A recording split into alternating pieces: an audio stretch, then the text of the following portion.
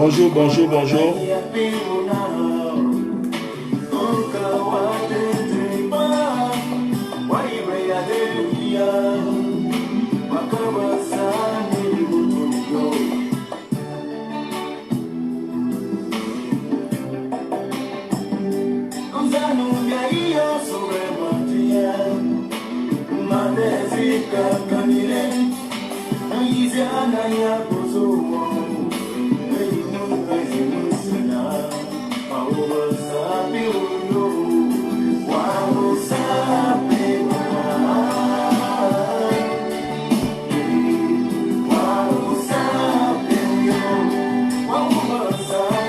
Mettez les cœurs, soyez bénis, mettez les cœurs.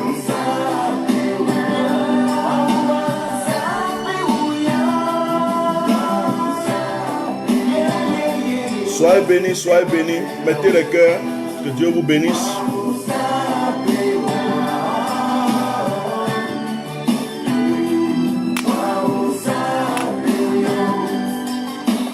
Dieu vous bénisse.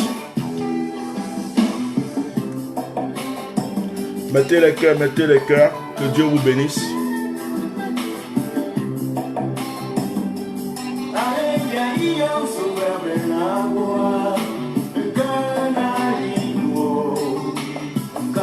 Shalom, shalom, soyez tous bénis.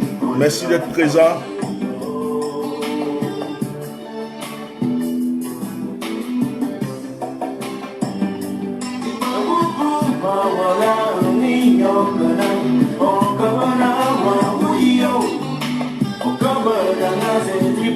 Dieu vous bénisse, Dieu vous bénisse.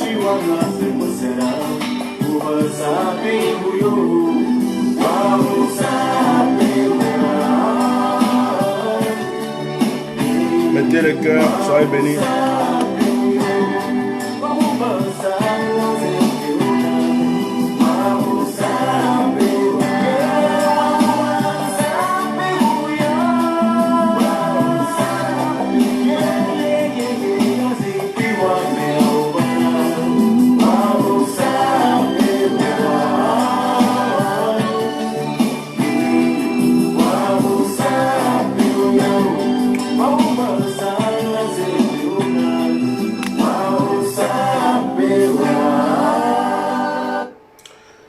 Mes salutations à tout le monde, mes salutations à tous les Ivoiriens.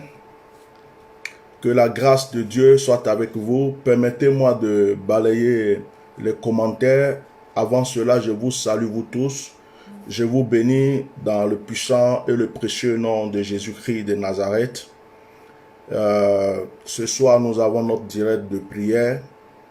Voilà. Ce soir, nous avons notre direct de témoignage du moins ça. Ce soir à 21h. Alors, je voulais faire ce direct-là parce que je n'ai pas dormi toute la nuit. J'ai veillé par rapport à ce qui s'est passé hier et ce qui se passe. Et je voulais parler avec mon cœur. Alors, je vais balayer les commentaires. Comme on a toujours des gens qui sont impolis, qui viennent, voilà, je ne veux pas m'occuper d'eux cet après-midi. Je balaye les commentaires pour parler tranquillement. Alors, chers frères ivoiriens, que la grâce de Dieu soit avec vous, que la main tout-puissante du Seigneur soit sur votre vie.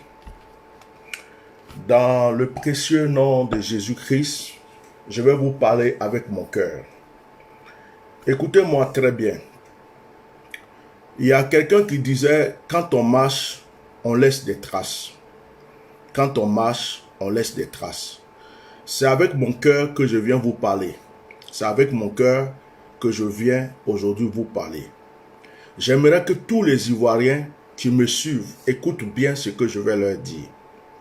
Vous savez, dans les temps passés, au temps d'Israël, Dieu avait utilisé des prophètes pour les prévenir sur beaucoup de choses. Mais le peuple d'Israël s'est comporté comme les Ivoiriens se comportent aujourd'hui. Ils n'ont pas écouté. Ils ont entendu que les choses arrivent. Les enfants d'Israël ont été en captivité plusieurs fois parce qu'ils n'ont pas écouté la voix de Dieu. Vous savez, un prophète n'est pas Dieu ou quelqu'un qui révèle n'est pas Dieu.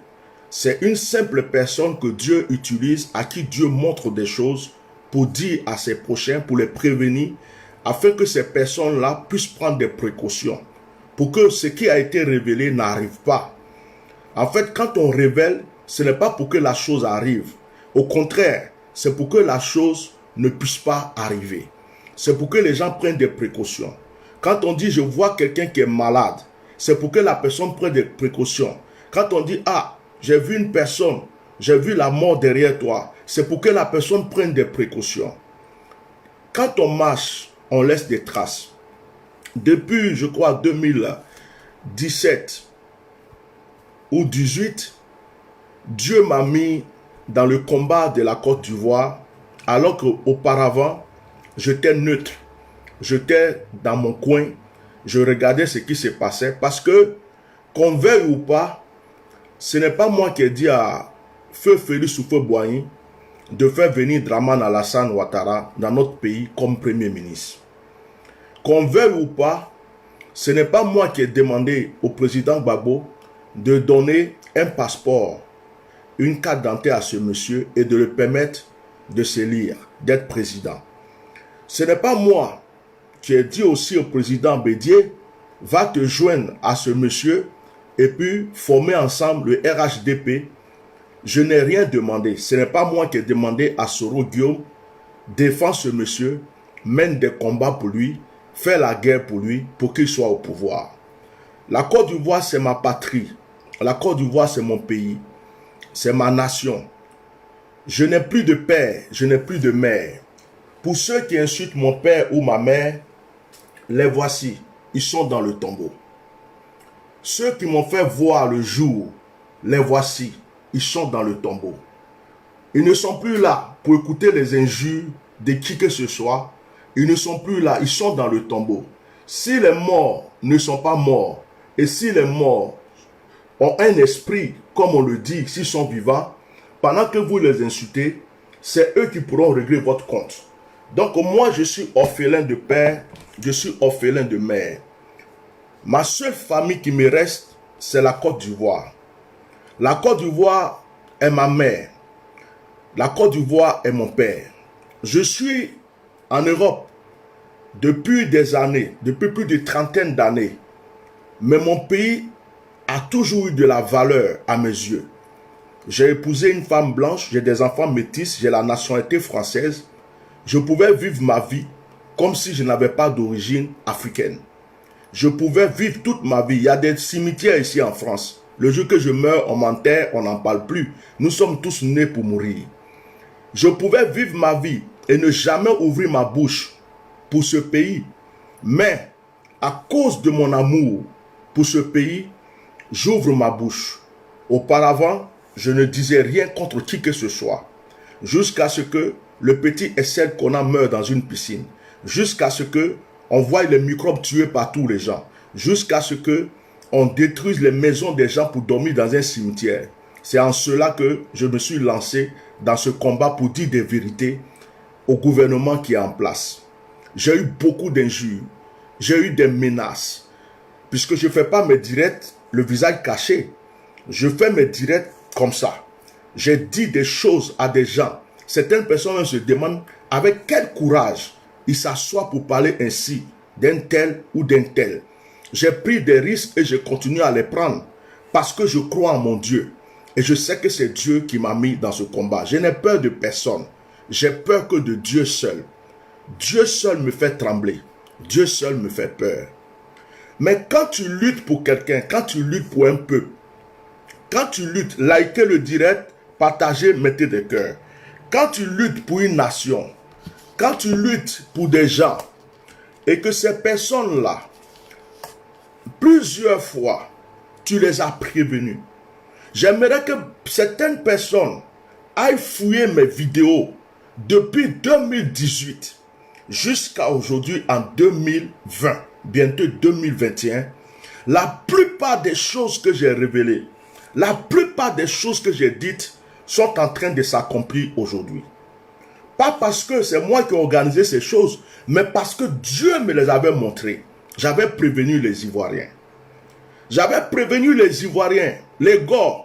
Je vous avais dit, dès que Gbagbo est sorti, que vous étiez en train de danser alors à Gagnoa, je vous avais dit, mettez des cœurs s'il vous plaît, likez le direct. Je vous avais dit que c'est maintenant que le vrai combat commence. Dieu m'a montré que vous là, gars, FPI là, vous allez vous diviser et vous allez devenir très faible. Excusez-moi. Vous allez vous diviser et vous allez devenir très faible. Dieu m'avait montré cela. Mais lorsque j'ai prévenu, quels sont ceux qui ont écouté? Quels sont ceux qui ont pris au sérieux les paroles que je leur avais dit? Ça n'a même pas fait un mois. Les gars ont commencé à se diviser. D'autres défendent un tel, d'autres défendent un tel, d'autres disent on va avec Soro, d'autres disent on va avec Afi, d'autres disent on va ceci, d'autres insultent Simon Gbagbo. Aujourd'hui, le FPI est en petits morceaux. Ça veut dire que ce Gbagbo pour qui ils se sont battus, c'est comme si les gens se sont éparpillés autour de lui. Si les gens avaient écouté les prophéties et que les gens avaient compris les prophéties, cela ne serait pas arrivé.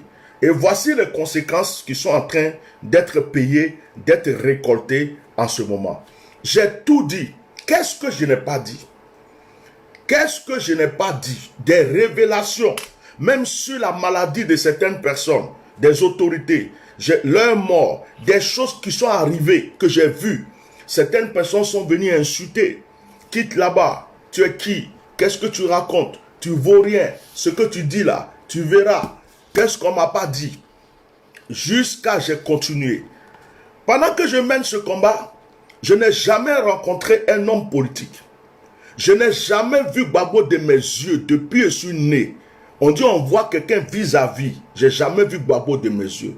Je n'ai jamais vu Blé Goudé de mes yeux. Je n'ai jamais vu Soro Guillaume de mes yeux. La seule personne que j'ai vue de mes yeux, c'est Feu Boigny, qui m'a serré la main quand j'étais enfant, qui a mis sa main sur son front et qui est parti. C'est la seule personne.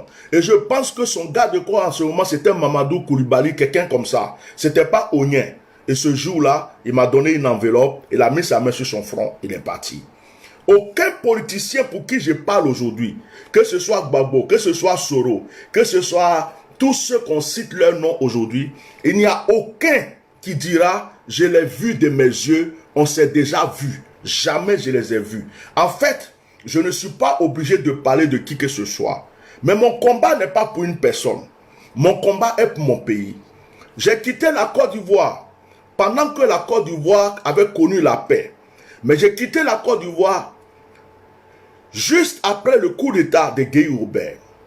J'avais déjà pris mon billet comme si je savais que quelque chose allait se passer. J'ai pris mon billet pour le 25 décembre 1999. Quand j'ai pris le billet, il y a eu le coup d'État, l'aéroport a été fermé. Ils ont ouvert l'aéroport le 29 décembre 1999 et on a pu voyager. Quand je suis arrivé, je ne savais même pas qu'il allait y avoir une guerre chez moi. À chaque fois que j'ai voulu retourner au pays, le Seigneur me dit reste ici. À chaque fois, jusqu'à ce que ma mère qui est ici, ma mère meurt en 2000. Ma mère meurt en 2000, comment on appelle, 9. Non, en 2004, que ma mère meurt et que je ne puisse même pas aller aux funérailles de ma mère parce que Dieu m'interdisait d'aller en Côte d'Ivoire et parce qu'il n'y avait pas la possibilité d'y aller. J'ai recommencé à aller en Côte d'Ivoire en 2006. Et pendant que je partais en Côte d'Ivoire, je faisais mes activités, je saluais ceux que je connaissais, je revenais, j'avais jamais mis ma bouche dans l'histoire de politique de mon pays. Ce n'est qu'en 2017 ou en 2018 que j'ai commencé à ouvrir ma bouche, vu l'injustice que je voyais dans mon pays. Je ne suis pas un réfugié. Je ne suis pas venu ici parce que je suis en exil. Je suis ici parce que depuis 2019, Dieu m'a installé en France. 2 ans après que je suis arrivé ici, j'ai obtenu la nationalité, avant même de me marier. Je suis un citoyen français d'origine ivoirienne. Mais je n'ai jamais renié mon pays. J'aime mon pays. Mais quand je vois l'injustice dans mon pays, ça me donne la force de parler en la faveur de mon pays. Je veux aider les Ivoiriens avec les dons que Dieu m'a donnés. Je me bats. Je reçois des injures. Je reçois toutes sortes de menaces. Mais je dis c'est pour mon peuple. C'est pour mes frères. Je suis toujours là. Mais les Ivoiriens, je ne sais pas s'ils sont devenus, ils sont envoûtés. Je ne sais pas si certains sont envoûtés. Je ne sais pas s'ils ont vendu leur âme. Je ne sais pas qui ils sont devenus. Ils sont devenus comme des personnes, tu te bats pour eux, mais en général, ils ont un couteau derrière pour te poignarder, ou ils n'ont rien à faire de tout le combat que tu mènes pour eux. Ils ont l'impression que ton temps est gratuit, ton énergie est gratuite, tu n'as rien d'autre à faire. Je viens de finir mes réceptions aujourd'hui. Mes réceptions se terminaient à 17h. J'ai commencé mes réceptions depuis 14h. J'ai terminé à 17h. Normalement, je dois aller un peu au sport pour me détendre. Avant de partir, je prends encore mon temps pour vous faire ce direct. Et je l'ai fait plusieurs fois. 2 directs, 3 directs par jour, 4 directs. Mais même quand quelqu'un travaille, il travaille du matin jusqu'à l'après-midi, il rentre chez lui. Je suis tout le temps en train de donner mon énergie, ma force et ma santé, ma vie, avec toutes les menaces que je reçois, les combats spirituels, les injures. Quand certaines personnes viennent insulter ma mère, celle que j'ai aimée du plus précieux de mon cœur, celle qui m'a donné tout le bonheur et l'amour de sa vie. Des gens viennent l'insulter sans la connaître, sans me connaître, juste parce que je défends une nation, juste parce que je défends mon peuple. Ce n'est pas tout le monde qui peut supporter ça. Quand on me menace, quand on me traite de n'importe quoi, ce n'est pas tout le monde qui peut supporter ça. Par exemple, hier, j'ai répondu à certaines personnes pour leur faire comprendre qu'ils n'ont pas le monopole des injures. Ils n'ont pas le monopole de l'impolitesse. J'ai répondu à certaines personnes hier. Même quand j'ai fini mon direct, j'ai pris mon téléphone. J'étais sur des commentaires et puis je les réinsultais. Je les ai insultés et c'est-à-dire je suis resté qu'à 4h du matin en train d'insulter des gens parce que j'en avais marre. Que certaines personnes, croyant que parce que tu es pasteur ou parce que tu es serviteur de Dieu, tu n'es pas un être humain, il n'y a pas de sang dans tes veines, tu ne vis plus, tu es un robot, on peut t'insulter, on peut t'injurier, on peut te manquer de respect, et puis tu dois tout accepter pour dire Amen, Alléluia. Non, à un certain moment, il faut répondre aux gens, pour les faire comprendre qu'il y a des limites, et c'est ce que j'ai fait hier. Mais, est-ce que ma vie c'est ça? Est-ce que Dieu m'a appelé à m'asseoir du matin au soir pour parler seulement d'un peuple, pour dire, faites ceci, Dieu m'a montré cela, Dieu m'a montré cela, faites attention, faites ceci. Ce n'est pas à ça que Dieu m'a appelé. Le Seigneur m'a appelé pour prier pour les malades, chasser les démons, libérer les cœurs, les captifs. Il m'a appelé, je ne suis pas un homme de bâtiment. Je suis quelqu'un que Dieu envoie en mission pour libérer les captifs. C'est pour cela qu'il m'a appelé. C'est pourquoi vous ne me voyez pas avec des grandes églises partout, parce que je suis un missionnaire. Mon ministère ressemble à celui de l'apôtre Paul. Et Dieu m'a appelé pour ça. Le jour, il me dit, lève-toi, tu vas dans tel pays pour ça, je m'en vais. Il me dit, tu vas dans telle ville pour ça, je m'en vais. C'est comme ça que moi, je travaille avec Dieu. Je ne suis pas un homme d'église. Je ne m'appuie pas sur une dénomination. Je ne m'appuie pas sur des doctrines. Je suis rattaché qu'à Jésus-Christ de Nazareth et je marche par l'esprit. C'est pourquoi je suis différent de beaucoup de personnes et il y a des gens qui ne me comprennent pas. Mais est-ce que mon ministère, c'est m'asseoir chaque jour parler d'un pays têtu? Un pays à qui tu donnes des recommandations, il n'écoute pas. Je ne fais pas de politique. Il y a des groupes, il y a des partis politiques. Tu leur donnes des conseils. Pour qu'ils sachent ce qu'ils doivent faire, tes conseils tombent à l'eau. Et c'est comme si tu travailles pour rien. Et il y a des gens qui ont mangé avec Babo. Il y a des gens qui ont mangé avec Bédier. Il y a des gens qui ont mangé avec Soro. Tu viens t'asseoir. Tu leur donnes des consignes, des directives. Tu n'es pas payé. On ne te nourrit pas. On ne paye pas ton électricité. On ne te soutient pas. Tu t'assois. Tu leur donnes des directives pour que ils puissent être heureux et pouvoir défendre et délivrer le pays ou faire des choses que Dieu t'a mis à cœur pour eux. Ces personnes sont là, ils font ce qu'ils veulent. Aujourd'hui, c'est devenu le désordre.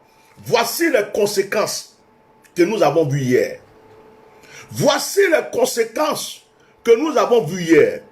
Beaucoup de personnes ont cru que c'est par leur force, c'est par leur intelligence, c'est par leur manière, leur plan, leur tricherie, leur ceci, cela, qui pourront remporter une victoire ou la victoire de leur combat en Côte d'Ivoire. Mais je vais vous dire une chose. Si vous continuez à être têtu, ce monsieur-là, que vous croyez que vous êtes en train de lutter contre lui là, si ce n'est pas Dieu qui l'a enlevé par la mort, si vous restez têtu, à ne pas écouter ce qu'on vous dit, ce monsieur-là, il va se remettre sur votre tête. Et quand il va se remettre sur votre tête, ce que vous n'avez jamais vu de vos yeux, c'est ce que vous allez récolter. De la manière que toute la Côte d'Ivoire et les Ivoiriens l'ont déjà prouvé, qu'ils ne veulent plus de lui. Si vous vous êtes amusé et que vous n'avez pas compris les messages que les gens vous donnent, et que vous continuez que ce monsieur s'assoie, ce monsieur reprend encore le pouvoir dans ce pays ivoirien. Ce que vous n'avez jamais vu de vos yeux, c'est ce que vous allez voir. Il y a certaines personnes qui disent, viens au pays, viens au pays. Il n'y a rien que je n'ai pas ici en France. Je vais manger foutou, j'ai ça. Poisson à la braise, j'ai ça. Tout ce que, si j'étais parrain, si c'est femme, il y en a en France. Et j'en ai une très belle femme chez moi ici. J'ai des enfants, je suis heureux. Le bonheur et le confort que je veux, je l'ai dans ce pays. J'ai envie de voyager dans n'importe quel pays. Je prends mon passeport, je voyage. Je suis français. J'ai tout le droit d'aller où je veux dans ce monde. Il n'y a pas que la Côte d'Ivoire qui est un pays africain. Je peux ne plus mettre mes pieds en Côte d'Ivoire. Ou je peux mettre mes pieds en Côte d'Ivoire. Ça ne retirera rien de ma vie. La Côte d'Ivoire, ce n'est pas parce que je vais mettre mes pieds ou ne pas mettre mes pieds que ma vie va diminuer ou ma vie va augmenter. Le combat que je mène, je ne le mène pas pour moi. À ce qui me concerne, il y a beaucoup de personnes qui pleurent pour aller en Europe. Il y a des gens qui sont en Europe qui n'ont même pas de titre de séjour. Il y a des gens qui travaillent à un papier des gens. Il y a des gens qui mangent dans des foyers. Il y a des gens qui dorment sur des bancs, qui dorment dans des rues. Je suis chez moi, je suis confortable. Regardez, là où je suis, c'est un bureau. Mon bureau fait plus qu'une chambre. J'ai tout le confort, j'ai plusieurs chambres. C'est pas tout le monde qui a ça. J'ai mon confort, j'ai mon moyen de déplacement, j'ai mon compte bancaire, j'ai tout ce que je veux. Je suis paisible, mes enfants sont heureux, ma femme est heureuse, je suis heureux. Je pouvais fermer ma bouche et ne plus jamais ouvrir ma bouche parce que ce n'est pas moi qui souffre. Ce n'est pas moi, je ne suis pas un exilé. Je ne suis pas en exil. Et personne ne peut me défendre de rentrer en Côte d'Ivoire. Je ne suis pas un exilé. J'ai le droit de parler. Je suis citoyen français. Et la loi française me dit que j'ai le droit de m'exprimer. Liberté d'expression. Et personne ne peut me faire quoi que ce soit pour ma liberté d'expression en tant que citoyen français. Ça, beaucoup de personnes ne le savent pas. Mais moi, je leur dis, je n'ai pas peur d'aller en Côte d'Ivoire. D'ailleurs, j'ai failli aller dans ces temps-ci. J'ai dit, je vais aller. Et puis, ce qu'ils veulent me faire là, ils vont me faire ça en public, on va voir. C'est le Seigneur qui m'a dit, sois sage. Chaque chose a son temps. Attends d'abord, j'ai un nettoyage à faire. J'ai un travail à faire. Tu mettras tes pieds dans ce pays et ceux même qui ouvrent leur bouche fermeront leur bouche. C'est à cause de ça. Sinon, je prenais billet d'avion, je descends quand ils vont me faire quoi? Qu'est-ce qu'ils vont me faire? Ils ne peuvent rien me faire à part des menaces. Rien du tout. Je pouvais rentrer dans ce pays-là aujourd'hui. J'ai deux passeports, un passeport ivoirien, un passeport français. Je rentre dans ce pays en tant que Français. Maintenant, si un scandale doit se créer, ça se créera. Ça sera contre un Ivoirien, c'est-à-dire la Côte d'Ivoire contre un Français. Ce n'est pas un problème pour moi. Ce n'est même pas un problème pour moi. Je suis né une fois, je vais mourir une fois. On ne naît pas deux fois, on ne meurt pas deux fois. Donc moi, je n'ai pas peur de la mort. Si c'est moi seul là, je prends avion aujourd'hui, je descends au pays. C'est moi qui vous le dis. À cause de bouche des gens, je vais leur montrer qu'il y a quelque chose, que moi j'ai un sang, que je peux descendre dans ce pays. Si ce n'est pas parce que j'écoute Dieu, je descendrai dans ce pays. Peut-être que dans l'histoire, on dira qu'on l'a égorgé pour le pays, on l'a tué pour le pays, il est mort ceci pour là pour le pays, parce que je sais qu'on ne peut pas me mettre en prison en Côte d'Ivoire. La seule chose, certains vont être traités pour faire des choses pour ne pas qu'on sache que c'est eux. Ça, je sais, je peux m'attendre à ça, mais je n'ai pas peur de ça. Je n'ai pas peur de ça. Donc, écoutez-moi très bien. Je suis venu vous dire aujourd'hui que tout ce que je devrais dire sur ce pays jusqu'à l'heure actuelle, sauf quand Dieu va me révéler d'autres choses, sauf s'il y a d'autres situations, mais tout ce que je devrais dire sur ce pays jusqu'à aujourd'hui là, fouillez mes directs, j'ai tout dit.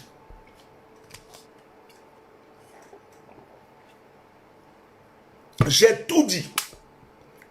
J'ai tout révélé. J'ai tout dit. Tout. Peut-être que tout ne s'est pas accompli en même temps. Tout ne s'est pas accompli le même jour ou quoi. Mais j'ai tout dit. Tout. Je ne sais même pas. Hier, j'ai médité toute la nuit. Je suis resté qu'à 4h05. J'ai dormi vers 6h du matin. J'ai veillé. Et puis, j'ai veillé comme si on venait de m'annoncer la mort de quelqu'un. Pourtant, j'avais prévenu. Et ce qui s'est passé hier n'était pas une surprise pour moi. On savait que ça allait se terminer comme ça. Le même jour que M. Dramane Alassane Ouattara avait dit qu'il ne se présentait plus, qu'il n'allait plus jamais se présenter, ce jour-là même, j'ai fait un direct. J'ai dit que le monsieur là, il dit ça, c'est pour blaguer les Ivoiriens, mais il va se présenter. C'est pour se mettre derrière, faire semblant, j'ai fait un direct, ce même jour, je l'avais fait. J'ai fait un direct sur tout ce que je ressens, je dis, les gens vérifient, ils voient, ça s'accomplit. Qu'est-ce que je n'ai pas encore dit et que je vais m'asseoir aujourd'hui pour dire, chers Ivoiriens? Qu'est-ce que je n'ai pas encore dit? J'ai tout dit. Est-ce que je suis un cyberactiviste? Non. Est-ce que je suis un ancien militaire? Non. Est-ce que je fais la politique? Non. Est-ce que je suis d'un parti politique? Non. Mais est-ce que je vais venir m'asseoir tous les jours pour dire, hey, levez-vous, faites ceci, Dieu m'a montré ceci, il faut faire ceci, il faut faire cela, il faut rien faire. Non, là je ne suis plus l'homme de Dieu. Je sors de l'appel que Dieu m'a donné. Je ne suis plus l'homme de Dieu. J'ai tout dit. Mais j'ai des enfants spirituels. Il y a des gens qui ont besoin de moi. J'ai des rendez-vous de prière. J'ai même des voyages que je devais effectuer dans ces temps-ci pour des programmes, pour des croisades, pour des choses immenses dans le monde. J'ai des choses que je mets de côté parce que je lutte pour ce pays. Mais est-ce que je vais m'asseoir là tous les jours en train de répéter les mêmes discours, avoir les mêmes injures, avoir des impolis, des mal élevés qui n'ont rien, ils sont rien. D'autres même, quand tu regardes leurs photos, tu sais qu'ils vivent dans la misère. D'autres même disent qu'ils sont en Europe, ils n'ont pas de papier. Ils dorment dans la rue. C'est des gens qui vont te voir au dehors, même ils te respectent. C'est des gens qui souffrent dans leur vie. Mais ils ont un téléphone. Ils vont t'insulter. D'autres sont des étrangers. Il s'est dit qu'eux-mêmes, ils souffrent déjà dans leur vie. Et ils vont se mettre là à t'insulter. Est-ce que c'est ce ministère que Dieu m'a donné? En toute chose qu'on fait dans ce monde, il y a un début, il y a une fin. Je ne suis pas en train de vous dire aujourd'hui, je ne parle plus de mon pays.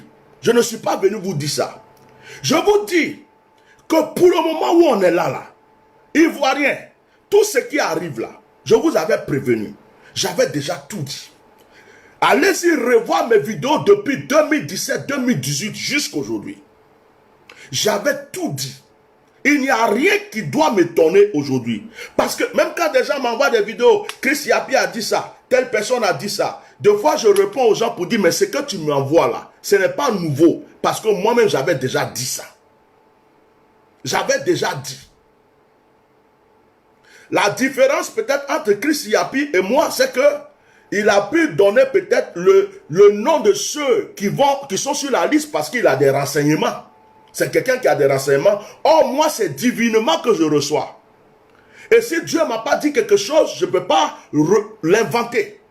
Donc, quand il donne une liste complète, c'est normal, on lui a dit, voici la liste complète.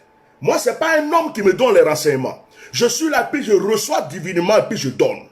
Mais il n'y a rien de ce que j'ai dit qui n'a pas été dit. Des fois, même ce que j'ai fini de dire, tu vas écouter Chris Yapi, on dirait qu'on s'est entendus tous les deux pour parler. Pourtant, je ne le connais pas, je ne sais pas qui c'est. Et qu'est-ce que je n'ai pas dit? Donc, aujourd'hui où nous sommes là, chers Ivoiriens, la délivrance de votre nation vous appartient. Si vous voulez que M. Dramane Alassane Ouattara reste encore sur votre tête, pour vous faire souffrir, continuez à vous diviser. Continuez à ne pas écouter les révélations qu'on vous donne. Continuez à croire que vous pouvez aller aux élections avec lui et que vous allez remporter les élections. Continuez à rêver. Continuez à croire que Bédié va gagner. Bédié même sa vie en danger. Peut-être même qu'avant les élections, quelque chose risque d'arriver à Henri Konan Bédié. On ne cesse de vous dire protégez le monsieur. Protégez le monsieur. Protégez le monsieur. Mais vous croyez que c'est du jeu. Combien de fois ils ont voulu empoisonner Gbagbo, ils n'ont pas pu. Combien de fois ils ont voulu atteindre à la vie de Bédié, ils n'ont pas encore pu. Vous croyez que Simone Gbagbo, sa vie n'est pas en danger? Vous croyez que tous ceux qui les dérangent vraiment dans ce pays, leur vie n'est pas en danger? Même simplement des fonctionnaires et des gens qui sont dans l'armée, dans la police, qui vont soupçonner de ne pas être avec eux là, leur vie est en danger. Est-ce que vous savez réellement ce qui se prépare? Est-ce que vous savez ce que les gens veulent faire? Les gens veulent débarrasser, éliminer tous ceux qui peuvent les déranger sur cette marche. Même moi-même qui suis là, s'ils pouvaient fermer ma bouche définitivement, s'ils pouvaient m'empoisonner, s'ils pouvaient m'avoir et me tuer, pour qu'on n'entende plus ma voix, ils l'auraient fait. Tous les cyberactivistes, leur vie là, c'est en danger. Tous les gens qui sont dans l'opposition réelle, leur vie est en danger. Tous ceux qui sont même actuellement dans le gouvernement, mais qui ne sont pas avec eux, qui sont d'un autre parti, qui les combattent, leur vie est en danger. Alors, vous êtes en train de jouer, on vous parle, vous prenez tout à la légère. Vous croyez que le combat de ce pays, c'est un combat sur Facebook. Vous croyez que le combat de ce pays, c'est un combat d'insulter l'autre pour dire non, tu es Burkinabé, tu es Malien, tu vas quitter un jour mon pays, et tu vas voir un jour Dieu va te chasser. Vous croyez que c'est ça le combat de votre pays? Vous croyez que ce sont les Blancs, les Européens? Tu crois que c'est Emmanuel Macron, l'armée française ou les Américains qui vont venir défendre votre pays? Vous croyez que des gens vont laisser leur pays pour venir défendre votre pays? Vous comptez sur qui? Vous comptez sur les militaires? Vous comptez sur les gendarmes? Vous savez combien de personnes qui sont achetées et corrompues dans ce pays? Vous savez combien de personnes qui ont peur d'aller en prison ou de mourir ou d'aller en exil dans ce pays, qui savent que ce que ce monsieur fait n'est pas bon, mais qui ne peuvent pas ouvrir leur bouche, qui ne peuvent rien dire, mais qui font tout pour supporter qui font tout pour accepter. La délivrance de la Côte d'Ivoire n'est pas entre les mains de l'Union européenne. Ce n'est pas entre les mains des Américains ni de qui que ce soit. Ce n'est même pas l'armée. Ce n'est même pas la police. C'est le peuple seul qui peut enlever ce joug sur sa tête. Je vous le dis, que vous croyez ou pas, continuez à me mettre des cœurs sur le direct. Que vous croyez ou pas, c'est que le peuple tout seul, tous les opposants, les responsables de partis politiques, la plupart jouent un jeu. La plupart sont déjà achetés. Certains ont été déjà en prison. Avant de les sortir de prison, on les a fait signer comme une sorte de décharge.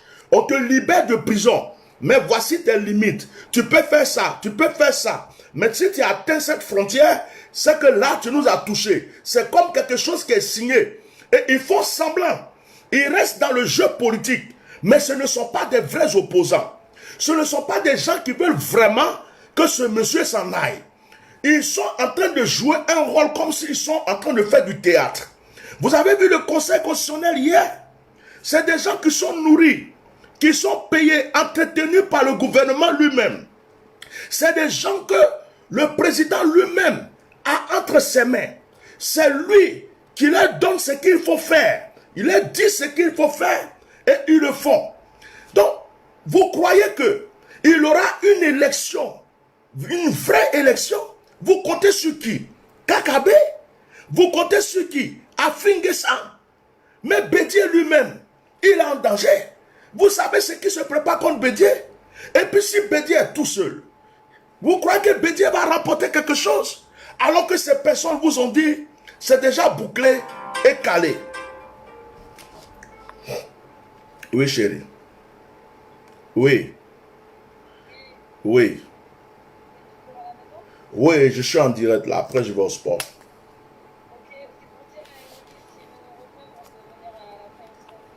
Je ne l'ai pas encore vu. Il n'est pas encore rentré. S'il rentre, je vais lui dire. Peut-être qu'il est au salon, je ne sais pas. Ok, il n'y a pas de souci. Alors, Kéké. Donc, est-ce que vous savez vraiment, les gens sont décidés. Ils sont décidés. Quel que soit tout ce qui va se passer, ils veulent aller jusqu'au bout. Mais le problème qu'on a avec Draman Alassane Ouattara, c'est quel problème? Le problème avec Draman Alassane Ouattara, ce n'est pas parce qu'il s'appelle Draman Alassane Ouattara que qui que ce soit est contre lui. Ce n'est pas parce qu'il s'appelle Draman Alassane Ouattara qu'on ne veut plus de lui. Ce n'est pas son nom. C'est simplement parce que c'est un monsieur qui est venu, qui a fait plusieurs promesses aux Ivoiriens, qui a fait croire à nos frères musulmans que c'est pour eux qui se battent. Il n'a rien fait pour eux. Il a fait croire à nos frères du Nord que c'est pour eux qui se battent. Il les a plutôt mis en prison pour chasser et il les a mis en exil. Il n'a rien vraiment fait pour le Nord. Il a dit dans 5 ans, il change les choses. Il n'a pas fait. Il a même dit de sa bouche qu'on ne peut plus mettre quelqu'un en prison. J'ai une vidéo là. Il a dit de sa bouche qu'on ne peut plus, on n'a pas le droit de mettre quelqu'un en prison pour ses opinions politiques. Et que cela ne doit plus arriver en Côte d'Ivoire. C'est lui qui l'a dit, de sa propre bouche. Mais combien de personnes M. Draman a mis en prison? Combien de personnes M. Draman a mis en prison? Combien de personnes M. Draman a mis en prison? Ils sont combien? Hein? Attendez. Combien de personnes sont en exil pour ce monsieur? À cause de ce monsieur. Vous comprenez? Alors, par exemple, cette vidéo, regardez, écoutez. Politique pour des délits d'opinion. Plus jamais. C'est la parole qui condamne, c'est la parole qui libère. Prison. Des prisonniers politiques pour des délits d'opinion. Plus jamais cela n'arrivera en Côte d'Ivoire sous Alassane Ouattara. Mettez le cœur. Il n'est pas question de mettre quelqu'un en prison pour son opinion. Donc, les temps ont changé. Et vous, les jeunes, vous devez vous battre pour que cette démocratie... Oh, ne m'appelez pas. s'installe de manière définitive en Côte d'Ivoire. On ne veut plus de marche arrière. On ne peut pas aller derrière. On ne peut pas regarder la Côte d'Ivoire. La Côte d'Ivoire peut avancer. Est-ce que la... C'est la parole qui condamne. Bon, vous avez écouté cette vidéo? C'est M. Dramane Alassane Ouattara qui était en train de battre campagne et de dire aux jeunes qu'on n'a pas le droit de mettre quelqu'un en prison pour son opinion politique. Que ça ne doit plus jamais exister en Côte d'Ivoire. Plus jamais ça. Et il dit même aux jeunes, c'est à eux de veiller sur ça pour que ça n'arrive plus jamais en Côte d'Ivoire.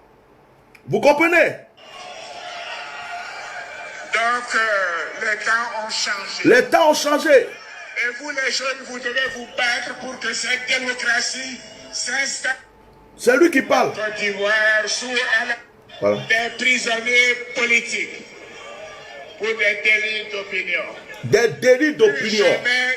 Des prisonniers politiques pour des délits d'opinion. C'est lui qui parlait. C'est Alassane qui parlait. Qui dit que ce n'est pas bon. Mais qu'est-ce que lui fait? Ça n'arrivera en Côte d'Ivoire sous Alassane Ouattara. Ça n'arrivera jamais en Côte d'Ivoire sous Alassane Ouattara. Pourtant, dès qu'Alassane Dramane Ouattara est venu au pouvoir, il a commencé à poursuivre tout le monde. Tu es cyberactiviste, tu ne parles pas en sa faveur, tu es en prison. Tu es quelqu'un citoyen, tu ne parles pas, tu es en prison. Soit tu es en exil, soit tu es mort. Et pourtant, c'est lui qui dit que les gens ont le droit d'avoir une opinion et qu'ils ne doivent pas aller en prison pour ça. C'est sorti de sa bouche. Et c'est tout le contraire de ce que le monsieur a dit, que le monsieur fait. Voici le problème de Dramane Alassane Ouattara. Pour ceux qui ne comprennent pas, quand quelqu'un vient sur un pays et puis il ment à tout le peuple, il leur dit donnez-moi 5 ans, je vais faire ceci. Les gens lui font confiance. Jusqu'à les gens lui donnent 10 ans. Et pendant ces 10 ans, il n'a pas tenu les promesses qu'il les a données. Et au contraire, ce qu'il a dit lui-même que ce n'est pas bon, mettre les gens en prison, poursuivre les gens, ne pas permettre des gens de rentrer dans leur pays, c'est ce que lui il fait. Voici le problème. Il n'est pas question de mettre quelqu'un en prison pour son opinion. Ce n'est pas normal de mettre quelqu'un en prison pour son opinion. C'est Dramane Alassane Ouattara qui l'a dit. Ce n'est pas moi. Donc, les temps ont changé. Et vous, les jeunes, vous devez vous battre pour que cette démocratie s'installe de manière définitive en Côte d'Ivoire. Donc, vous, les jeunes, vous devez vous battre pour que cette démocratie s'installe d'une manière définitive en Côte d'Ivoire. Mais combien de jeunes qui essayent d'écouter ce qu'Alassane a dit pour le faire, qui vont en prison, qui meurent, qui sont poignardés ou qui sont en exil? Combien de jeunes? Combien? Combien de jeunes aujourd'hui qui vont en prison? Il y a le petit carton noir qui est toujours en prison. Il y a un autre qu'on appelait le drone, il est en prison. Il y a des cyberactivistes. Il y a un pasteur ou un prophète en prison. Il y a même un imam qui était parti en prison. Il y a des gens qui étaient avec Soro qui sont en prison. Il y a des gens qui étaient avec Gbagbo qui sont en prison. Il y a des citoyens parce qu'ils ont simplement liké, commenté quelque chose. On les a pris, on les a jetés en prison. Combien de personnes sont là en prison? Alors que Dramane dit qu'on n'a pas besoin de mettre quelqu'un en prison pour son opinion. Combien de personnes sont en exil? Combien de personnes ont fui ce pays ou sont morts à cause de leur opinion ou de leur choix politique ou de leur décision de ne pas appartenir ou de suivre Dramane? On ne veut plus de marche arrière. On ne peut pas aller derrière. On ne peut pas regarder la Côte d'Ivoire. La Côte d'Ivoire peut avancer. Est-ce que la... Voilà. Donc, frères et sœurs, même quand on veut défendre quelqu'un, même quand on dit, ah, laissez le monsieur, il a fait goudron, il a fait pont. Quand on veut défendre quelqu'un pour dire non, Alassane a travaillé, il a fait goudron, il a fait pont. Ce que certaines personnes ne savent pas, c'est que les goudrons et les ponts qui ont été faits avec l'argent des Ivoiriens. Ce que certaines personnes ne savent pas, c'est que faire les goudrons et les ponts étaient des décisions déjà prises, déjà par Feu ou Feu Boigny, qui devaient être exécutées et faites par, comment dirais-je, par Bédié ou par, comment on appelle, Gbagbo. Ce que certaines personnes ne savent pas, c'est que si on avait laissé Bédié gouverner tranquillement, il aurait fait toutes ces choses. Si on avait laissé Gbagbo, au temps de Gbagbo, il y a des gens qui viennent dire, mais pourquoi Gbagbo, quand il était là, il a fait quoi, il a fait quoi, il a fait quoi. Quelqu'un même m'a posé la question hier dans un commentaire. Mais moi, je repose la question à la personne. Tu es dans ta maison, et puis devant ta porte, il y a des voleurs, il y a des mercenaires, il y a des gens qui ont des armes, qui disent, on va te tuer. Est-ce que toi-même, tu peux dormir? Donc, quand quelqu'un est au pouvoir, et puis il y a des rebelles, il y a la rébellion, le pays est divisé, je ne sais pas en combien. Vous voulez que le monsieur là prenne quel temps pour faire goudron? Il prend quel temps pour faire pont? Pour faire quoi que ce soit? Puisque vous ne le laissez pas travailler, au contraire, vous le combattez pour qu'il s'en aille. Donc, on ne peut pas comparer. On ne peut pas comparer. Bédié a eu coup d'État. Il n'a pas pu gouverner tranquillement. Gbagbo aussi, il a eu que des rebelles autour de lui. On ne l'a pas laissé tranquille faire ce qu'il avait à faire. Alassane, on lui a donné 5 ans. Tranquille. On lui a donné 10 ans. Tranquille. Et les Ivoiriens sont en train de se rendre compte que malgré ces 10 ans paisibles que ce monsieur a eu, ce monsieur n'a pas tenu à une de ses promesses. Ce monsieur n'a pas pensé au peuple. Ce monsieur n'a pas pensé à la réconciliation des Ivoiriens. Ce monsieur est venu par la guerre. Au lieu de prôner des messages de paix, de pardon, d'amour, de réconciliation, essayer de rassembler les Ivoiriens pour qu'ils se mettent ensemble, il n'a fait que poursuivre un groupe de personnes. Il n'a fait que mettre un groupe de personnes en prison. Il n'a fait que défendre son parti politique au lieu de défendre toute la Côte d'Ivoire et tous les Ivoiriens. Certains Ivoiriens se sont sentis trahis.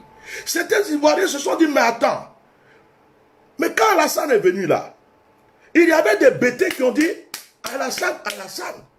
Il y a des guerriers, il y a des gens de l'Ouest, il y a des gens du Nord, il y a beaucoup d'Ivoiriens de n'importe quelle région qui se sont levés pour applaudir Alassane. Quand Alassane est venu, beaucoup de personnes ont dit, oh, le sauveur de la Côte d'Ivoire est arrivé. D'autres même ont trahi Gbagbo pour lui. D'autres ont trahi Bédié pour lui. Est-ce que vous comprenez? Jusqu'à ce que Bédié même se divise avec Gbagbo pour Alassane. Frères et sœurs, qu'est-ce que les Ivoiriens n'ont pas fait pour Alassane? Quel amour ils lui ont pas donné? Est-ce qu'ils n'ont pas ouvert leur cœur pour ce monsieur? Est-ce qu'ils n'ont pas respecté ce monsieur? Nous autres qui sommes là, est-ce que nous étions pro-Gbagbo, FPI ou GO? Combien de personnes aujourd'hui ne sont ni PDCI, ni FPI, ni partisans de qui que ce soit, mais qui parlent et qui disent aujourd'hui à ce monsieur, tu n'as pas respecté ta parole. En temps normal, tu devais t'asseoir tranquille. Tu ne peux pas forcer pour dire que tu veux prendre un 3e mandat. On t'a donné 2 mandats. Ce que tu nous as promis, tu n'as même pas fait. Au contraire, nos fils et nos filles sont en exil. Nos enfants sont en prison. Certains sont morts. Les gens du Nord disent, mais tu nous as promis des choses. On n'a rien vu. Même une mosquée, tu n'as pas déposée chez nous. Nos enfants, tu les as poursuivis. Combien de jeunes qui se sont battus pour Alassane, qui ont pris des armes, mais aujourd'hui sont poursuivis par Alassane, d'autres sont en prison, d'autres sont cachés, d'autres ont quitté le pays. Pourquoi? Les anciens combattants, ceux qui ont combattu avec lui là, combien aujourd'hui se cachent dans ce pays parce qu'ils ont revendiqué quelque chose, parce qu'ils ont dit qu'on ne les a pas donné à manger. Combien aujourd'hui? Est-ce que c'est un pays paisible? Est-ce que c'est un pays? Comment est-ce qu'on peut dire qu'un pays est paisible alors qu'une population n'est pas heureuse? Un groupe de personnes souffre et il y a seulement un groupe de personnes qui est collé au président, qui mangent, qui dorment bien, qui sont heureux. Et ils considèrent que leur petit groupe là, tout le pays entier les appartient. Pourtant, il y a des citoyens qui ont perdu leur travail. D'autres ont des diplômes, ils ne peuvent pas travailler. Des étudiants qui ne peuvent même pas faire de stage. Il n'y a rien qui est fait pour les jeunes. Il n'y a pas d'usine ouverte. Il n'y a pas de structure. Il n'y a pas de choses pour vraiment développer ce pays. Combien de personnes sont à l'étranger en exil ou pas, qui aimeraient aller investir dans ce pays pour aider leurs frères à manger, à travailler, qui ne peuvent pas le faire aujourd'hui à cause de la politique de M. Dramane Alassane Ouattara. C'est ça mon combat. C'est ça mon combat. Mon combat n'est pas un combat de haine. Mon combat n'est pas parce que je déteste le monsieur. Mon combat est que il faut que du nord, du sud, de l'est, de l'ouest, de la manière que j'ai laissé mon pays, que j'ai aimé ce pays, que j'ai grandi dans ce pays, je puisse voir mon pays, les gens être unis, s'embrasser, manger, travailler, être heureux. Au temps d'Houphouët-Boigny, aucun Ivoirien ne voulait même rester à l'étranger. Quand il vient à l'étranger, c'est pour avoir des diplômes, pour retourner chez lui. Et d'ailleurs, c'est ce que Houphouët nous enseignait. Aujourd'hui, les Ivoiriens fuient la Côte d'Ivoire. Aujourd'hui, on a des enfants qui meurent dans la mer à cause de la politique qui ne donne rien.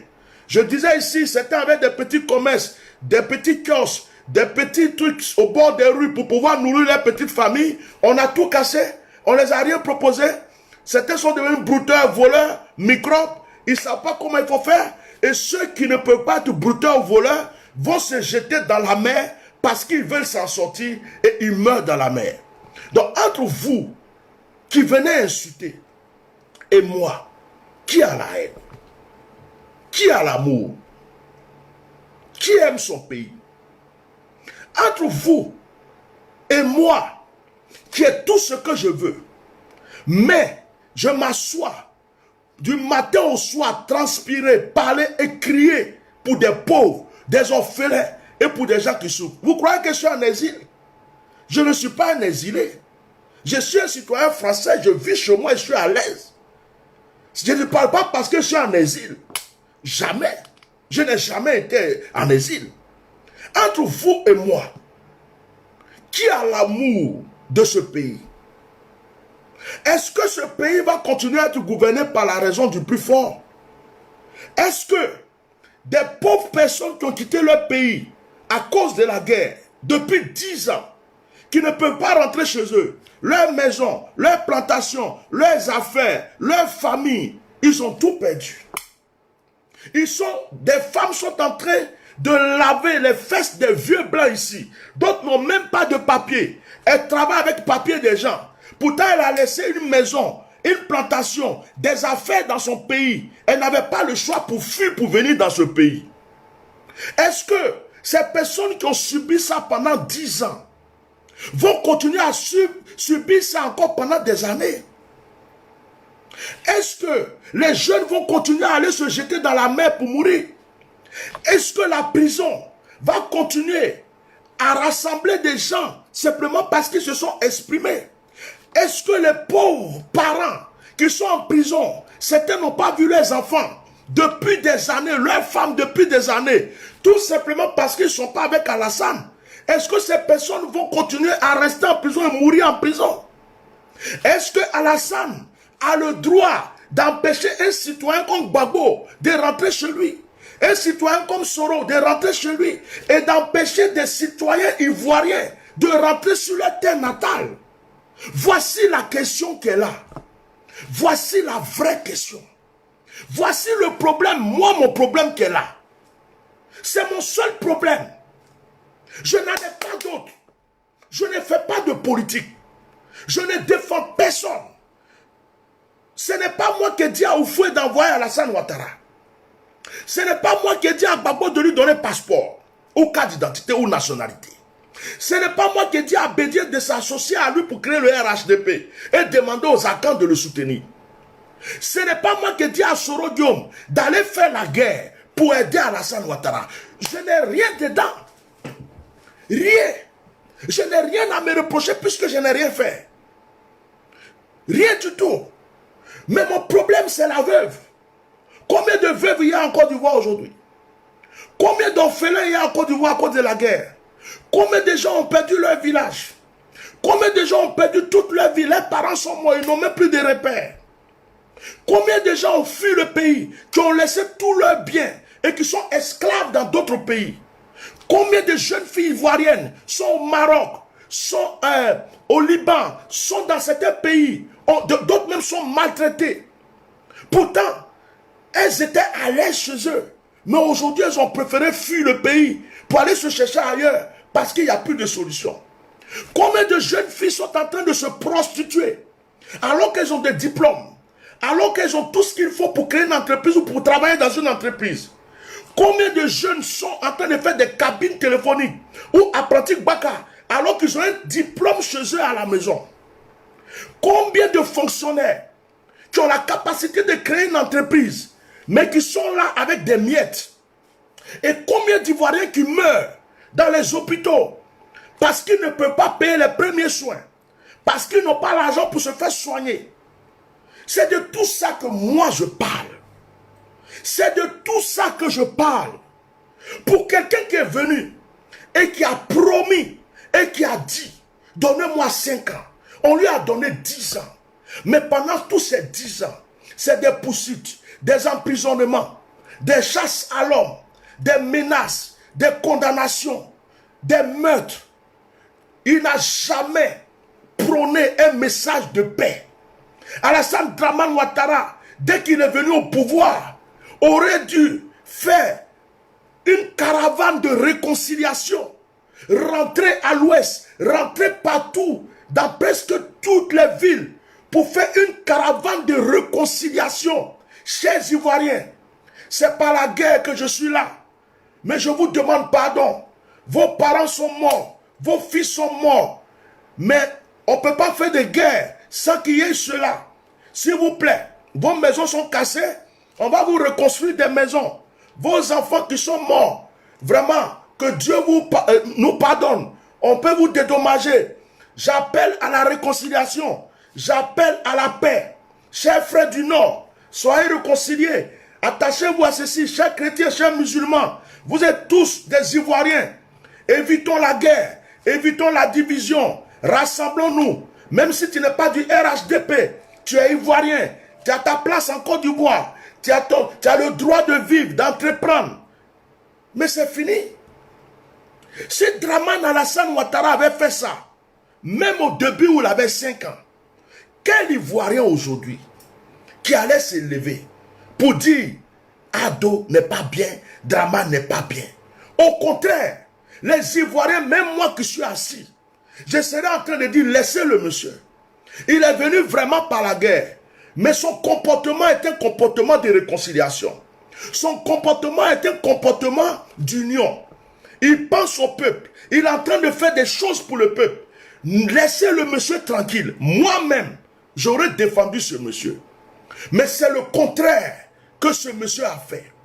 Il n'a jamais parlé de paix, de réconciliation. Au contraire, si quelqu'un s'oppose à lui, c'est la prison, c'est la mort, où il n'a qu'à vite s'échapper pour aller en exil. Et c'est ce que les Ivoiriens ont subi pendant 10 ans. Et après 10 ans de souffrance, après 10 ans après avoir subi ça, des parents en prison, des parents en exil, des gens morts n'importe comment, les Ivoiriens se disent non, tu ne peux pas encore avoir un 3e mandat. Tu as eu 2, tu nous as fait souffrir. Donc maintenant, on ne t'en veut pas, mais va tranquillement. Le 3e mandat, oublie ça. Le monsieur dit, je m'impose. Vous voulez pas. Le pays est dans ma main. Je peux payer qui je veux. Je peux empêcher qui je veux de rentrer dans ce pays. Je peux poursuivre qui je veux. Je peux même tuer qui je veux. Je peux emprisonner qui je veux. Et il a même dit, même si ce pays doit brûler, je resterai au pouvoir. Il avait déjà dit. Il a aussi dit, je préfère mourir au pouvoir que d'aller en prison. Donc le monsieur est déterminé. Mais le monsieur ne parle pas de réconciliation et de paix. C'est dans ces temps-ci qu'il fait des petits discours parce que les élections sont proches. Est-ce que les Ivoiriens vont subir ça toute leur vie? Est-ce que les pauvres personnes qui sont en exil vont rester toute leur vie en exil? Ceux qui n'ont jamais vu leurs parents, leurs enfants ont grandi. Leurs enfants même n'ont pas de repères. Ils vont continuer comme ça. Est-ce que les Ivoiriens sont, la Côte d'Ivoire, les Ivoiriens sont les peuples les plus maudits, les personnes les plus maudites de cette terre? Est-ce que ceux qui sont en prison, qui ne peuvent pas voir leurs enfants depuis, leur famille depuis des années, vont continuer à rester en prison et mourir en prison? Est-ce que M. Draman a le droit de dire à Gbagbo de ne pas rentrer chez lui? Est-ce qu'il a le droit d'empêcher Soro de rentrer chez lui? Est-ce que quelqu'un qui n'aime pas Alassane, ça veut dire qu'il doit mourir? Ou ça veut dire qu'il doit aller en prison? Est-ce que quelqu'un qui n'accepte pas Alassane, je suis en France, je suis libre de ne pas aimer Emmanuel Macron, je suis libre de supporter Marine Le Pen ou qui que ce soit, je suis en France, je suis libre de dire mes vérités à qui je veux. Est-ce que cela me donne, cela m'empêche d'être français? Est-ce que je dois aller en prison pour ça? Est-ce que je dois être condamné pour ça? Est-ce que je dois être empoisonné pour ça? Est-ce que je dois aller en exil pour ça? Pourtant, nous sommes dans un pays démocratique, soi-disant démocratique. Donc, même si vous supportez ce monsieur, tout ce que je viens de dire, si vous avez une conscience, vous savez que le monsieur qui est assis là, ce qu'il est en train de dire est vrai. C'est la vérité. Même ceux qui supportent Draman Alassane Ouattara, on peut être hypocrite, on peut être menteur, on peut faire semblant de ne pas savoir, mais tout ce que je viens de dire, quelqu'un qui a une conscience sait que ce que je dis est la vérité. Alors, que voulez-vous des Ivoiriens? Et Ivoiriens, que voulez-vous? Aujourd'hui, le plus gros problème de la Côte d'Ivoire, c'est que ce ne sont pas les Ivoiriens qui combattent les Ivoiriens.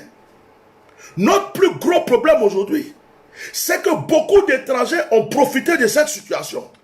Ils sont rentrés dans notre pays. Ils ont eu des faux extraits de naissance. Ils ont eu des fausses cartes d'identité. Ils ont eu de faux passeports. Ils ont eu de fausses cartes électorales. Ils ont eu des noms ivoiriens. On les a donné des faux pères, des fausses mères, des faux villages. Et ces personnes sont collées sur le dos de M. Draman Alassane Ouattara. Mais ces personnes ont la haine contre les vrais Ivoiriens. Et ces personnes menacent, insultent les vrais Ivoiriens. Même quand vous regardez les commentaires du direct que j'ai fait hier, il y a certaines personnes qui écrivent « C'est fini pour vous. Vous les Ivoiriens, on va vous arracher votre terre à vie. » Il y a certaines personnes qui écrivent « Maintenant là, la Côte d'Ivoire c'est pour les doulas. On va vous tuer vous tous. » Il y a certaines personnes qui disent « La Côte d'Ivoire ce n'est plus pour vous. On a pris, on ne vous donne plus. » Donc, la réalité est là. Que les Ivoiriens ne s'insultent pas eux-mêmes. Sauf les corrompus. Mais ce sont des étrangers qui ont profité de la situation. Parce que M. Draman leur a ouvert les portes qu'il fallait. Ils sont rentrés.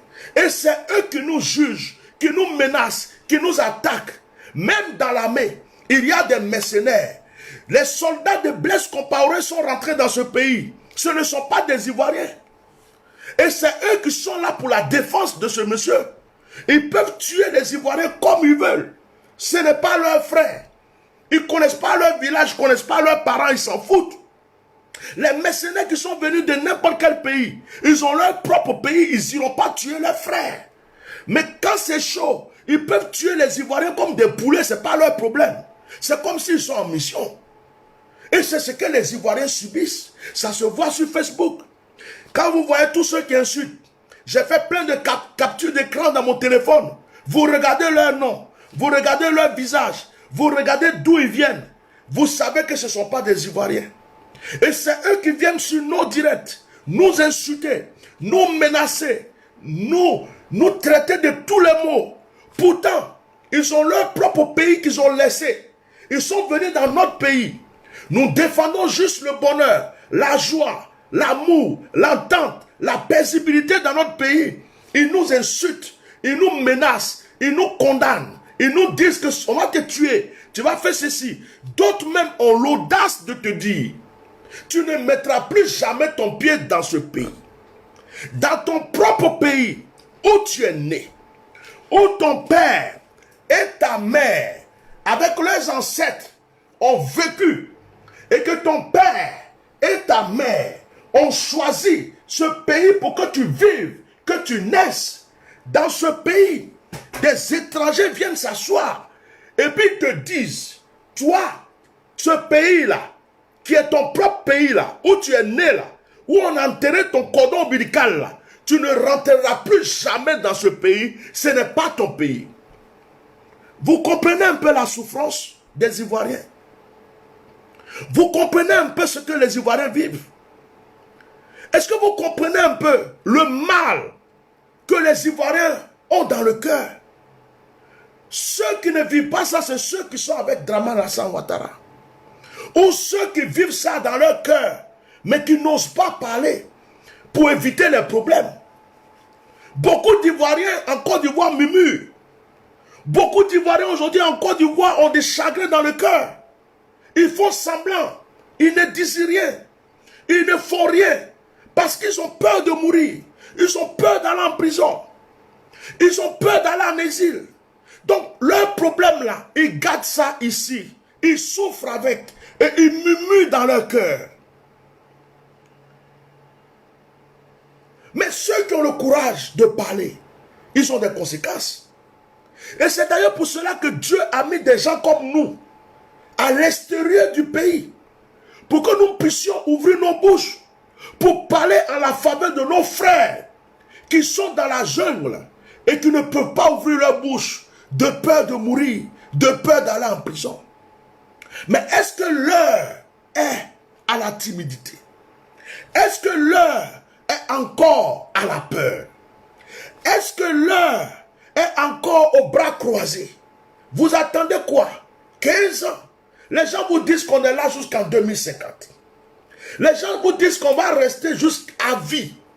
Ce qu'on vous a montré, ce n'est rien. Bientôt, on va vous arracher tout. On a des menaces comme ça sur Facebook. Vos villages, vos maisons, on va tout vous prendre. La Côte d'Ivoire ne sera plus pour vous. Donc, vous allez rester comme ça.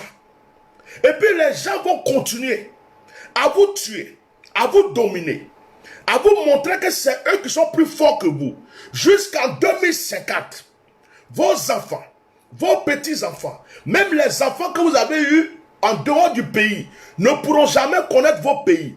Vos enfants que vous avez laissés dans le pays ne pourront jamais vous revoir. Ou vous-même, vous êtes dans le pays, un jour tu te rends compte que ta terre ne t'appartient plus.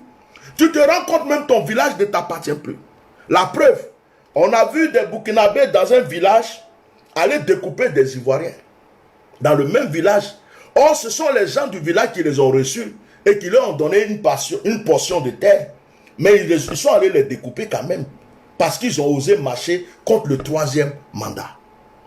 Donc, chers Ivoiriens, l'heure est grave. Mais celui qui peut se défendre, c'est toi. Celui qui peut proclamer sa propre délivrance, c'est toi. Ne compte pas sur l'Union européenne. Ne compte pas sur les cyberactivistes qui parlent du matin au soir. Ne compte même pas sur moi. Ne compte pas sur la France. Ne compte pas sur quelqu'un. Si tu veux voir ta descendance, tes enfants, rester dans la souffrance, reste là, croise tes mains, continue de développer ta peur, continue de dire je n'ai pas envie d'aller en prison, je n'ai pas envie de mourir, je n'ai pas envie de faire ceci. Chers frères, en Afrique du Sud, il y avait pire que ce qui se passe en Côte d'Ivoire.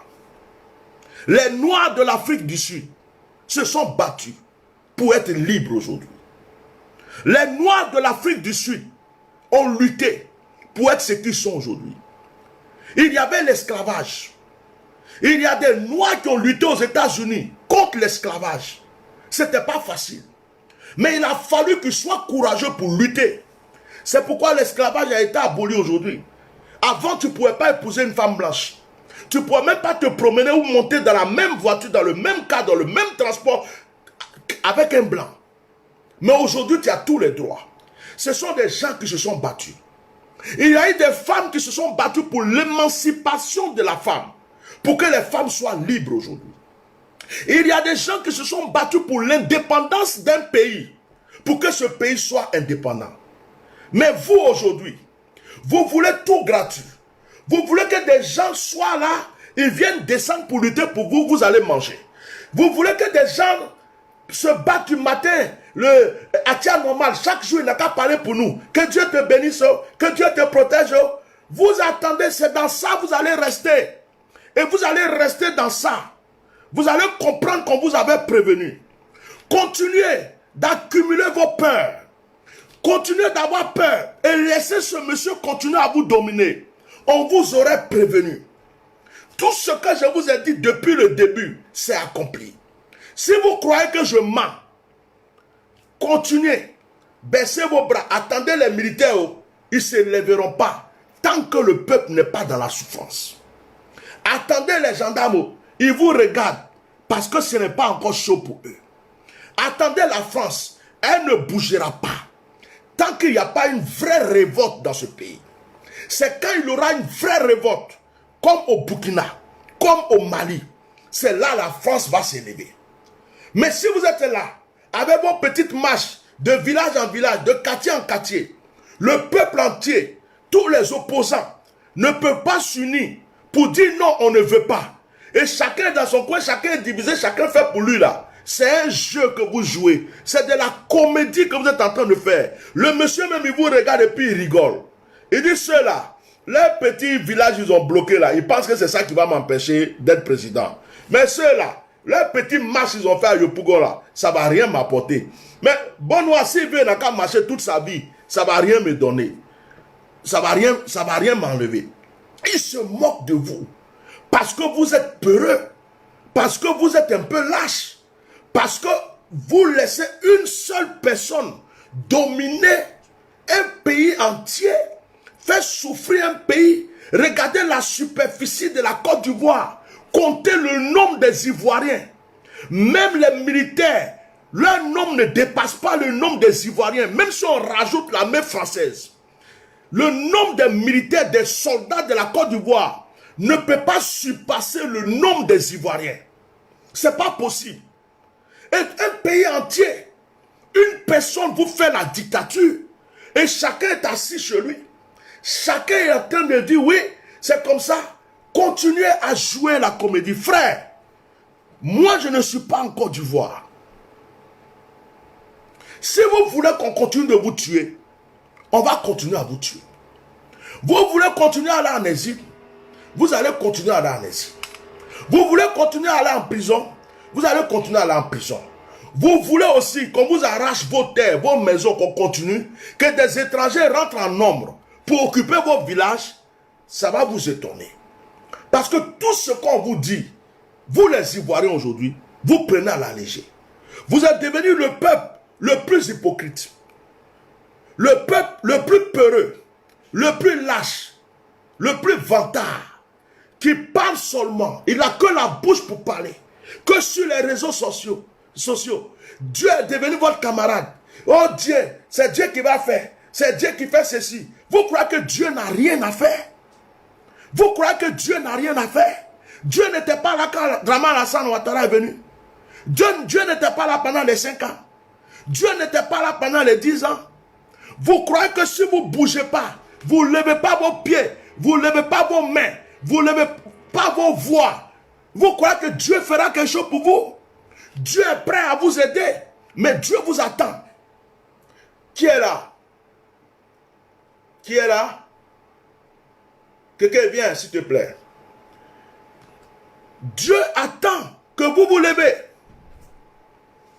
Il y a longtemps que tu es là? Oui. Mais pourquoi tu ne m'as pas prévenu? Tu es venu à quelle heure? À 17h28. 17h28? Oui. Mais il fallait me dire que tu étais là, il fallait taper la porte. Tu fais quoi? Tu fais tes devoirs? Oui. D'accord. Tu as combien de devoirs? C'est beaucoup? Non. Ben, tu peux aller te détendre un peu. Va rejoindre ta maman. Elle t'attend en ville. Va chez les Lucas là. Au bord de... Elle est avec mamie et puis ta tante. D'accord? Tu peux y aller? Tu vas à vélo? Ok. Vas-y. Après toi, et puis tu vas. Tu as goûté? Ok. Donc, vous attendez que les gens se lèvent pour tout faire pour vous. Vous attendez que les gens se lèvent pour faire ceci, pour faire cela pour vous. Aujourd'hui, il y a des Ivoiriens qui sont là. Et quand la France va venir nous délivrer, c'est la France qui l'a mis là. La France n'a qu'à venir le chercher. Est-ce que la France t'a dit qu'il est fatigué qu'il soit là-bas? hey, c'est Soro qui l'a mis là-haut. Soro n'a qu'à venir l'enlever. Effectivement, c'est vrai. Mais Soro même, il est en exil. Dans la vie, là, quand tu veux qu'on t'aide, là, il faut commencer à t'aider toi-même. C'est ce que toi-même tu es en train de faire, là. Tu donnes le courage à quelqu'un de venir t'aider. Mais si toi, tu es là, tu as les bras croisés, tu veux qu'on te donne lit. On te donne lit, on te donne femme. On finit de te donner femme, on doit encore venir t'apprendre à faire quelque chose. Après, on doit faire à manger pour toi. Le français appelle ça avoir l'argent du beurre, le beurre et l'argent du beurre. C'est-à-dire, tu viens, on te donne le beurre gratuit et puis on te donne aussi l'argent de ce beurre.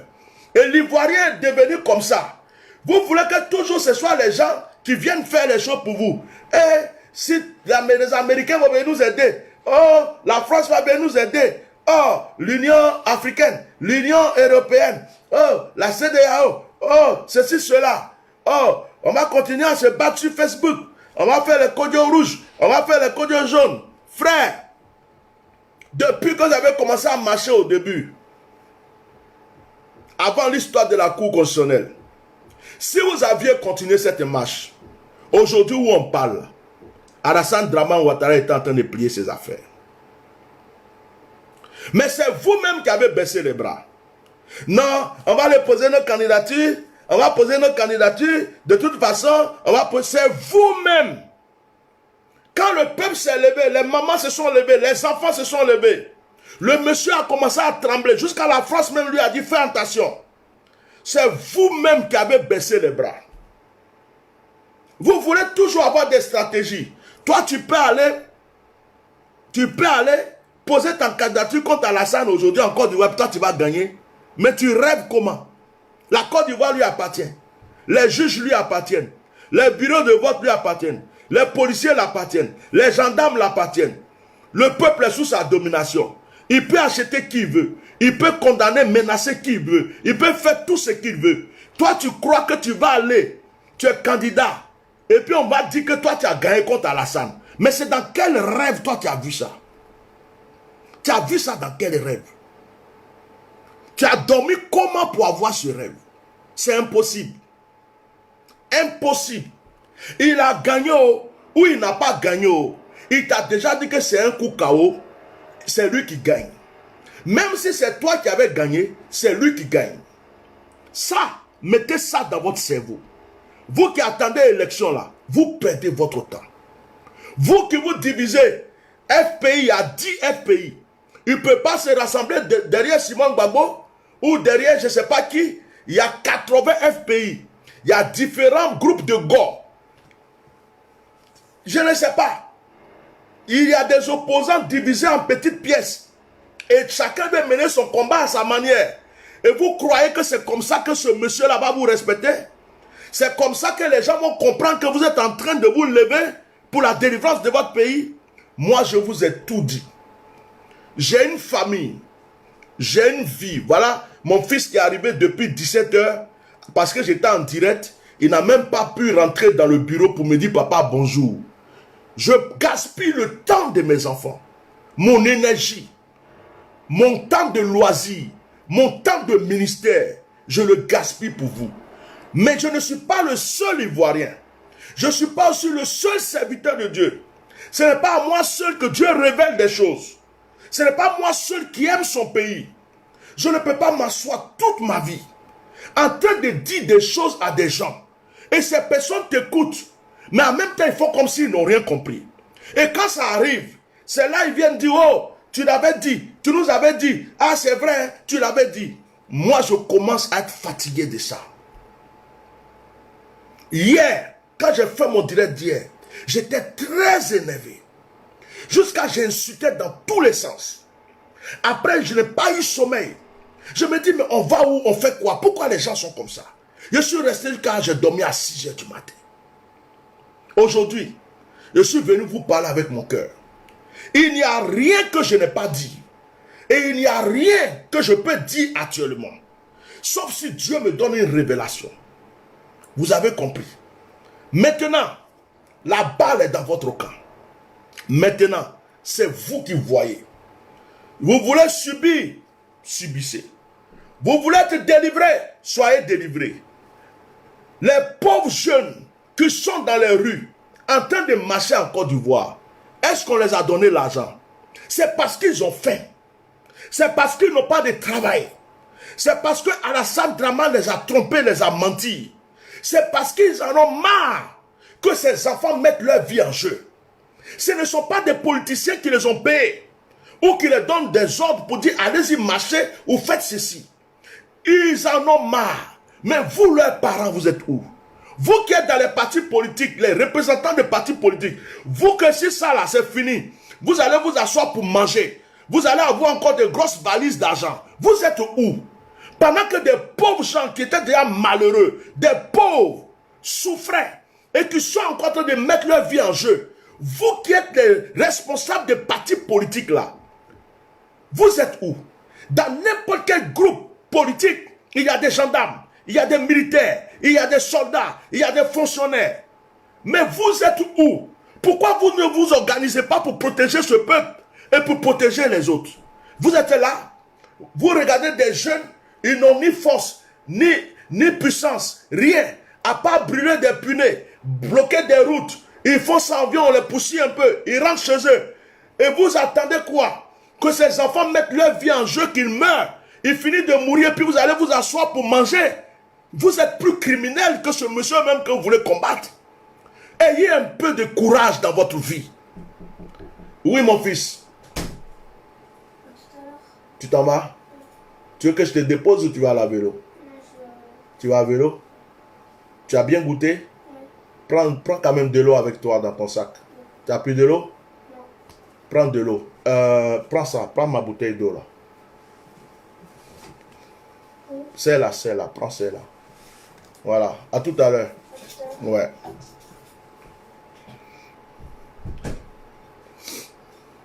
Donc, chers frères et sœurs, j'en ai fini. J'espère que mon message est passé. Ne croyez pas que je vais m'asseoir là. Il y a beaucoup de cyberactivistes qui parlent aujourd'hui.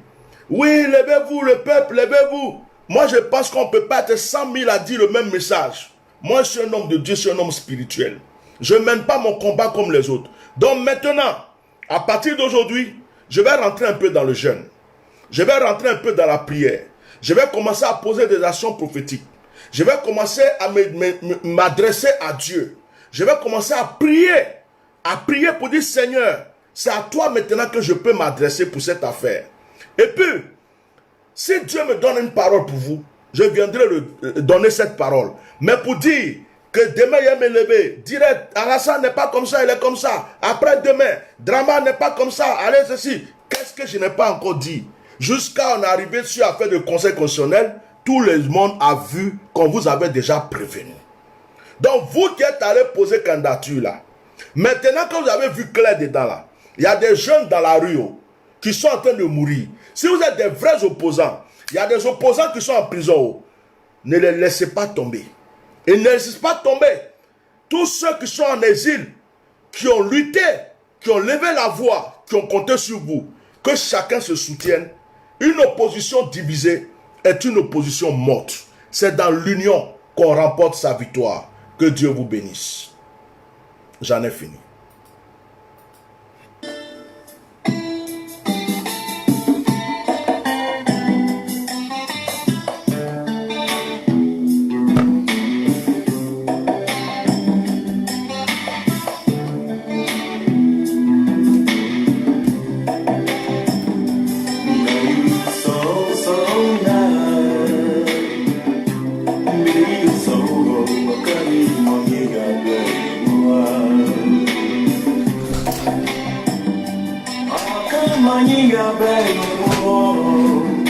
Aku akan dilema,